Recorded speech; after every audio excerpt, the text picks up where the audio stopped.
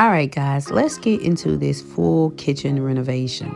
As you see, this is a completely gut renovation. And what we need to do first is come up with a layout that we want to have for the kitchen. So what I decided to do is obviously to put bottom cabinets. And I want to do a nice little bar right there because this is a small house and we need to maximize space. We're going to put our cabinets in the back, keep our sink right above that window.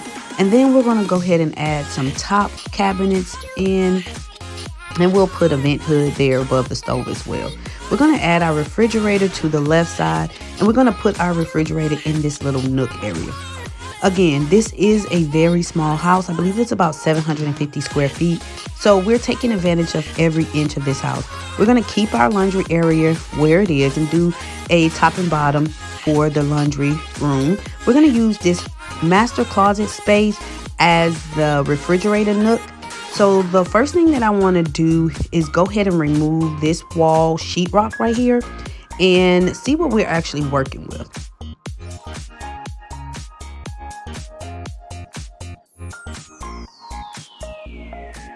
Once we have all the sheetrock removed, we're going to go ahead and remove the framing from this area. Now, we wanted to completely remove the entire framing and reframe it to the desired length and width.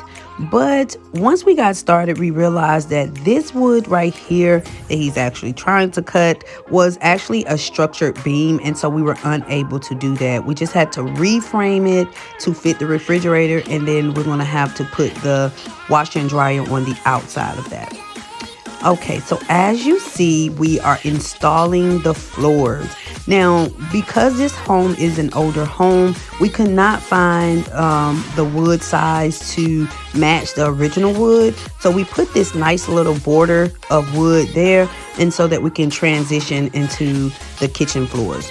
As you see, we've also closed up the walls and got that nook looking so cute. We're going to go ahead and assemble our gray cabinets here on the premises, and then we're going to go ahead and install them. Y'all see that beam? It's coming along. Look at this kitchen, y'all.